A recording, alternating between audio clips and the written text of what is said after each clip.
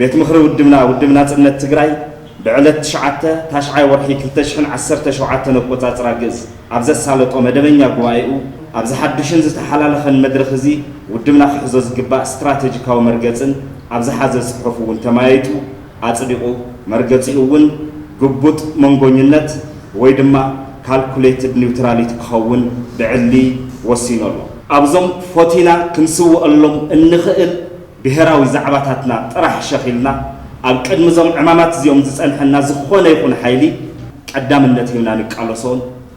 ንብሔራዊ ረብሓናን ህላወናን ክንብል ዋጋ ክንከፍል ፍቃደኛ እንኾነሎምን ዛዕባታት ምዃኖም ክፍለጥ ይግባእ ርክብ ከም ህዝብን ከም መንግስትን ክንገብር ንግደድ እኳ እንተኾና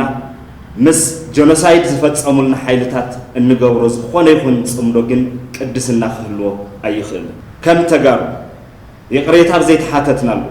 كحساب زي رخبنا له فتحي عبزة خلقنا له قداي مزمت نتحيلتات تزامت خوينا مساسيت خوينا خنركب كم حزبي مورال زي ولا حزبي كبر زي ولا حزبي نجورو خمسة لنا حزبي كنردا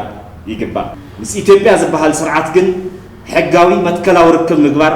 ببريتوريا بيلكا بحجة منجستي إثيوبيا بيلكا دبلوماسيا وتصعمتون دافتركا سمنع بريتوريا مفتسامن እታ ንብርት ትግራይ ናብ ኑር ቦታ ኣምምላስን ግዴታዩ